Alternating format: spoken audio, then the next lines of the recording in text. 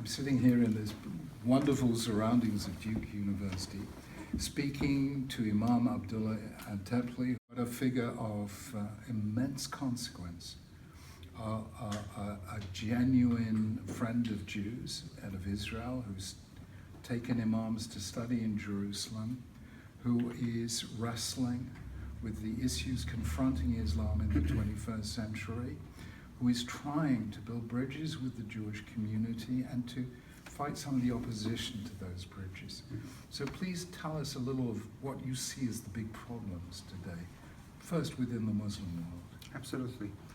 One of my favorite psalms is when God says to David, Shiru Adonai Shir Chadash, sing me some new songs. My own midrash to that commandment. That means partially some of the old songs that we've been singing has been harmful. Some of the old songs that we've been singing is not necessarily pleasing God anymore. Some of those old songs have polarized us, poisoned us, pumped bias and stereotype us.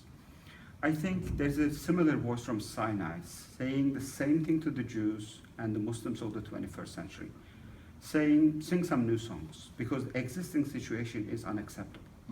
We are polarized.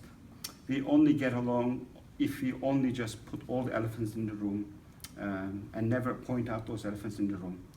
If I can be self-critical, I think the Muslim community, the way we experienced the state of Israel and its impact on the Muslim community in the global Muslim imagination had dire consequences in our ability to understand Judaism as religion and Jews as people. And some of our grievances might be legitimate or not legitimate. But unfortunately, as we are the victims of bias, as we are the victims of being represented by certain examples in our faith tradition which we don't feel comfortable, I think we should stop doing the same thing to the Jewish community, stop defining this entire tradition, 5,000-6,000 years of wisdom, by certain political conflicts in the 21st century. And is there a problem anti-Semitism in the Muslim world? Absolutely. Anybody who says otherwise is either so naive, blind, or flat out lying. I was a victim of that anti-Semitism. I often publicly call myself as a recovering anti-Semite, because if you allow hate come into your DNA early on in your life, it becomes a lifelong struggle to get that poison out of yourself. The first You were born where? I was born in the southeastern part of Turkey. And the not religious, very secular, nationalist, almost chauvinistically nationalist household, and the education that I have received has made me believe that Judaism and Jews are irredeemably evil. And I spent, as a result, early years of my teenage years burning Israeli flags. It's so interesting what I'm doing right now. If it is anything to recover from that past. Why? Because at the age of 12, the first book I read was the children's version of the Protocols of the Elders of Zion. It was in plain Turkish, translated and free of charge given to me. The second book was Henry Ford's International Jew. Oh my goodness. And the third book was Mein Kampf. So before 15, before I met any Jew, in the context of 1980s, the first thing I knew about any international affairs was the Palestinian suffering. And that suffering is real. But if you try to define an entire community through the lenses of that kind of political propaganda, inevitably you swallow hate. I always ask, there are two types of Islamophobia and two types of anti-Semitism. One of them is innocent, and majority of people are innocent. Like if you grew up in certain place, if you consume certain information about the world, inevitably you develop hate and negative views of other. But there are also intentional, deliberate evil people. People who printed, translated those literatures and gave it to me free. They are not innocent people. There are people in the business of spreading hate. There are people in the business of dehumanizing and character assassination to the Judaism and Islam in many different fronts.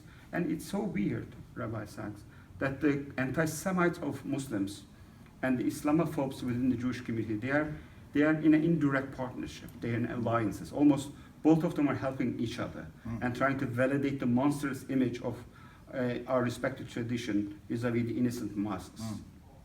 Tell me about the people you take to Jerusalem in the summer. I believe if any new song is possible, it's possible here. If there's a voice from Sinai saying to the 21st century Jews and Muslims, model and exemplify, behave, manifest your ethical moral values in your relationships, if that's a moral responsibility, the Jews and Muslims of the United States and North America, that moral obligation is much stronger and higher. And if anything possible, it's possible here. So when it's commanded, when it's possible, I believe Jews and Muslims can do better in America, in North America, much more so than the European Jews and European Muslims, because of all sorts of reasons. I don't want to over-idealize American society, but still, the civil liberties, the Jewish community in North America, the Jewish community, my Muslim community in North America, we are in a position to model and exemplify what would that new song would look like. And part of that... Do you find young Muslims are willing to sing that new song? Many. It requires some sort of courageous leadership. It requires using some of your social equity and credibility in your own community. And it requires some sort of, because most people believe with their eyes. They have to see it. Very few people can imagine. Very few people can look at a piece of land and imagine a beautiful house there. They will only believe it once you built it. Therefore, dozens of Muslims, and these are not fig leaf Muslims, they are credible people who have standing in the Muslim community. So what we are trying to do with this program in Jerusalem is, part of our ability to sing these new songs will require to unlearn what we learned about Judaism, Zionism, and Israel. And develop a respect. We don't have to agree. We don't have to compromise our loyalties. We don't have to become something other than who we are. But is there a power in which at least we can understand the other side? Your Talmudic story of Rabbi calling from the heavens to his opponents, please come back, because without you, I mean nothing, is a very powerful story. So this is not an interfaith dialogue. It's a one-way, dozens of Muslims spending a one-year fellowship, 24 days in total in Jerusalem. Can I understand Judaism as religion, Jews as people, Zionism as a form of ideology and nationalism, and Israel as a state in its own context? Again, you don't have to agree anything and everything. It's not about agreement. It's not about arriving into a consensus. But can I understand you in your own terminology? Can I not impose defining you through my own realities? Can I give you the basic decency of allowing you to define yourself as who you are? Terrific. Well, continued blessing and success in your wonderful work. Thank you. Let's sing some new songs.